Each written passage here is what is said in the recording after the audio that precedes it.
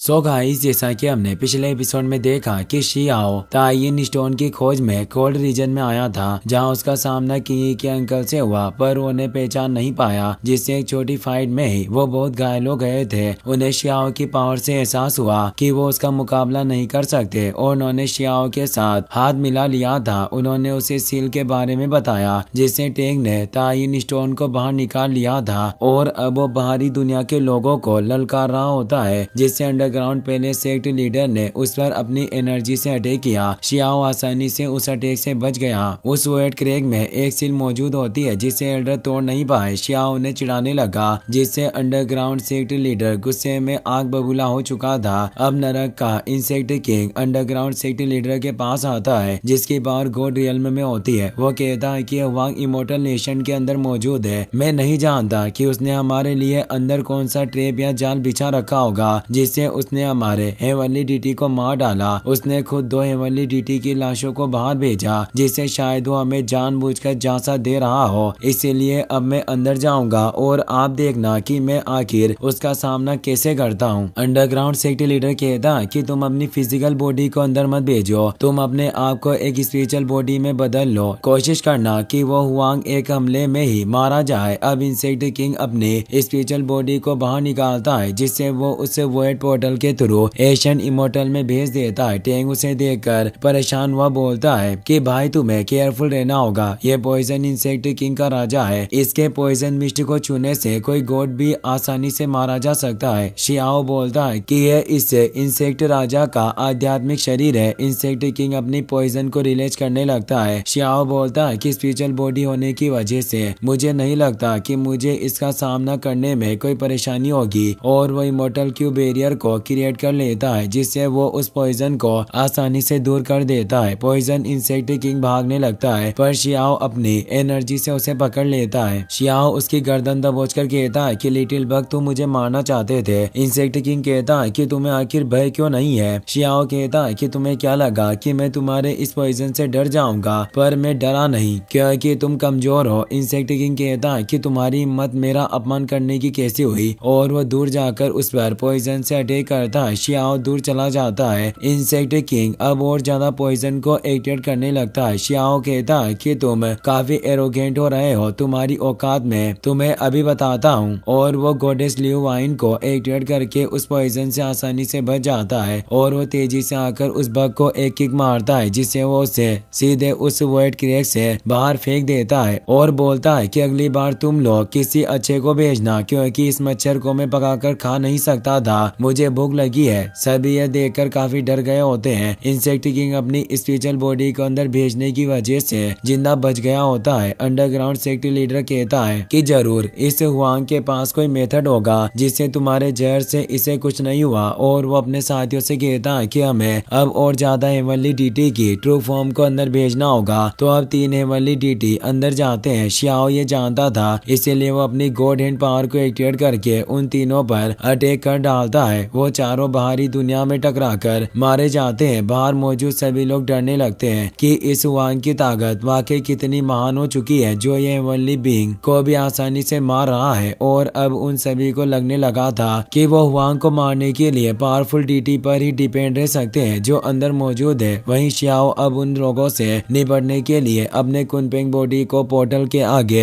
Activate कर देता है। टेंग उससे कहता है कि भाई तुम क्या सोच रहे हो कि इस बॉडी को यहाँ लगाने से तुम चुपके से दूर चले जाओगे। शियाओ कहता है कि मैं अपनी स्पिरिचुअल बॉडी को यहाँ छोड़ रहा हूँ, जो इन लोगों को डराने के लिए पर्याप्त है, जिससे वो लोग कभी भी अपनी सीमा को लांघने की कोशिश नहीं करेंगे। और अब हमें इस जगह पर समय बर्बाद करने की जरूरत नहीं होगी। हमें अब उन हेवनली डीटी से निपटना चाहिए जो पहले ही मुझे मारने के लिए इस एशियन इमोर्टल में प्रवेश कर चुके थे। शियाओ बाहरी दुनिया के लोगों से कहता है कि अगर तुम मेरा मुकाबला करने के लिए किसी को नहीं भेजोगे तो मुझे ही यहाँ के मैदान को साफ करना होगा। भले ही तुमने एशियन इमोर्टल में कितने भी सेलेस्टियल बीइंग और एली डिसेबल को मुझे मारने भेजा हो, पर मैं उन सभी को इस इमोर्टल एशियन से बाहर निकाल दूंगा। सभी सेक्ट के लोगों को अपने डिसेबल की चिंता होती है। अब शियाओ इमोर्टल एशियन में घूमने लगता है। उस पर सनफ्लावर सेक्ट का एक पेटिशनर सनफ्लावर से अटैक करने लगता है। शियाओ से खत्म कर देता है। अब वो एक एक करके बाकी के सेक्ट के लोगों को भी खत्म करने लग जाता है और बोलता कहता है कि तुम लोगों को क्या लग रहा है कि तुम आसानी से यहाँ छिपे रहोगे और मैं तुम्हारे साथ कुछ नहीं करूंगा। शियाओ ने कुछ ही घंटों में 10 पेटिशनर को मार डाला था जो उसे मारने आए थे, पर अब शिकारी खुद शिकार बन चुके हैं। एक पेटिशनर एशियन इमोर्टल से बचकर बाहर आने लगता है। इमोर्टल पैलेस का लीडर खुश हुआ कहता है कि मेरे पैलेस का एक डिसेबल बच गया, जरूर कुछ खुशी की खबर होगी।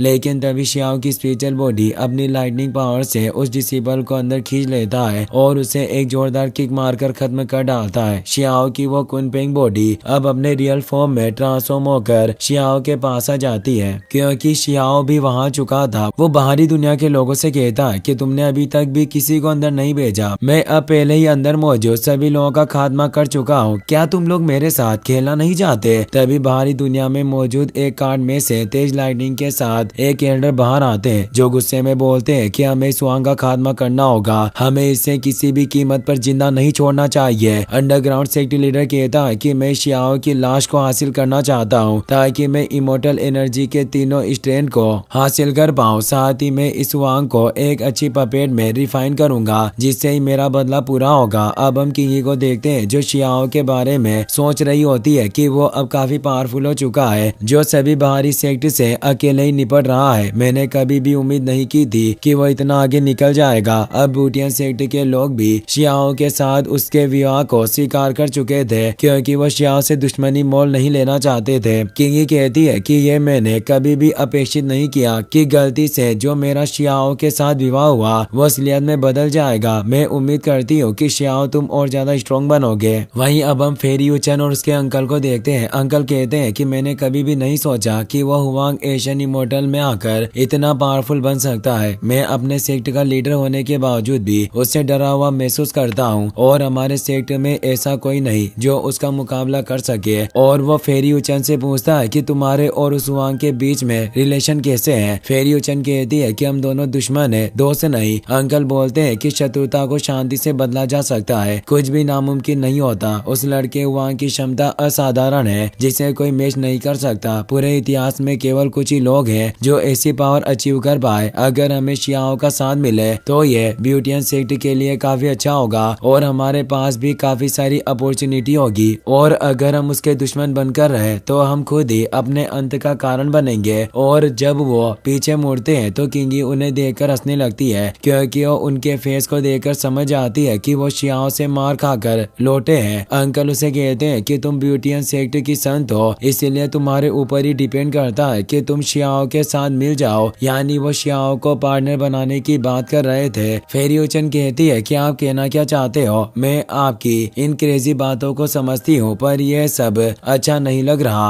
अब हमें सेलेस्टियल रियल्म में युनशी को दिखाया जाता है जो भी शियाओ के बारे में ही सोच रही होती है क्योंकि हर जगह अब शियाओ की खबर फैल चुकी थी। वो कहती है कि मैंने कभी उम्मीद नहीं की थी कि शियाओ तुम इतनी ऊंचाई पर आगे बढ़ पाओगे। तुम अब हेवन पर चढ़ चुके हो जहां तुम्हारा सामना कोई नहीं कर पाएगा। मैं अब इस बात के इंतजार में हूँ कि जब मेरे कबीले के एल्डर तुमसे मिलेंगे तो उन्हें पछतावा होगा कि पहले उन्होंने तुम्हें कैद करने की कोशिश की थी। अब तुम एक विशाल पेड़ की तरह बन गए हो जिसके सामने मेरे सेक्टर के लोग एक पत्ते की तरह हैं जिससे वो सभी खतरे में पड़ सकते हैं। वहीं अब हमें शियाओ के दोस्त लिटिल बनी, काओ यूशेंग और जूलियन को देखते हैं जो आसमान में अचानक होने वाले लाइटनिंग स्ट्राइक को देखकर हैरान होते हैं। लिटिल बनी कहती है कि आखिर क्या हो रहा है जो इतनी बिजली गरज रही है? ऐसा तभी होता है जब कोई प्रमोट होने वाला होगा। काओ यूशेंग बोलता है कि इतनी लाइटनिंग कभी भी बेख्त रूप से उत्पन्न नहीं होती, जरूर कोई डिवाइन किंग ट्रिब्यूलेशन को बुला रहा होगा ताकि वो अपनी बॉडी को टेम्पर कर सके और अपनी प्रीमोडियल स्पीड को तेज कर पाए। सिल्वर फिनिक्स से जूलियन कहती है कि मैंने सुना है कि यह डिवाइन किंग ट्रिब्यूलेशन काफी ज्यादा डिफिकल्ट है, जिसे बुलाने के बाद इससे पार निकलना काफी मुश्किल होगा। अगर किसी ने इसे पार कर लिया तो वो सीधे होली सेक्रीफाइस रियल्म तक पहुंच जाएगा। वहीं अब हम उस जगह का सीन देखते हैं जहां इस डिवाइन किंग ट्रिब्यूलेशन को बुलाया जा रहा होता है। यह ट्रिब्यूलेशन और किसी ने नहीं बल्कि शियाओ ने ही एक्टिवेट किया था।